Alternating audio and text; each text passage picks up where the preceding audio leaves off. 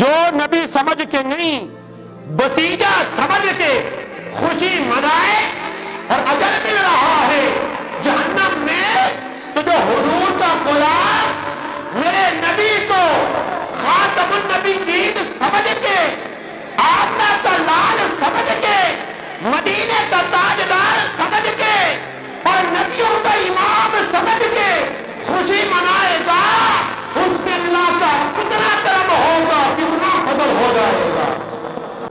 حضرت علامہ حافظ شمس الدین ابن جزری، اور آپ کی کتاب ہے مقدمہ جزری، مقدمہ جزری، اور یہ کتاب آپ کی ہر مکتب میں پڑھائی جاتی ہے۔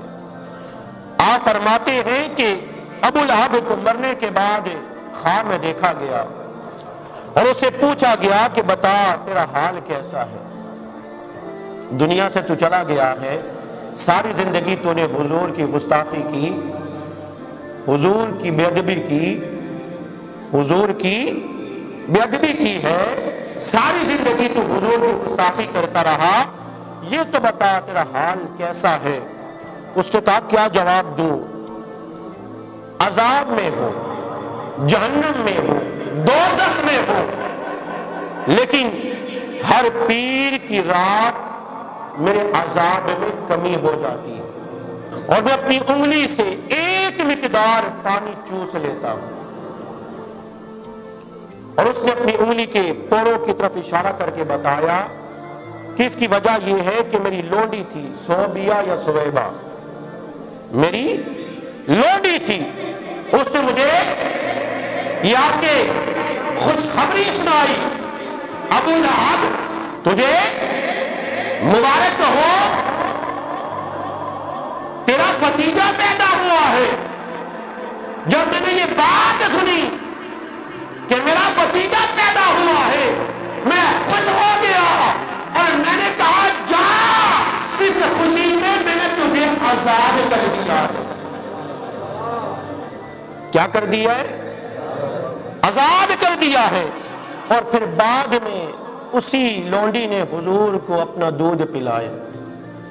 تو یہاں میں ایک بات کہنا چاہتا ہوں، جس کی مذمت میں قرآن کے ایک سورت نازل ہوئی، تبت یدا ابی لہب و تب، وہ کافر خوشی مناتا ہے، کیا کرتا ہے؟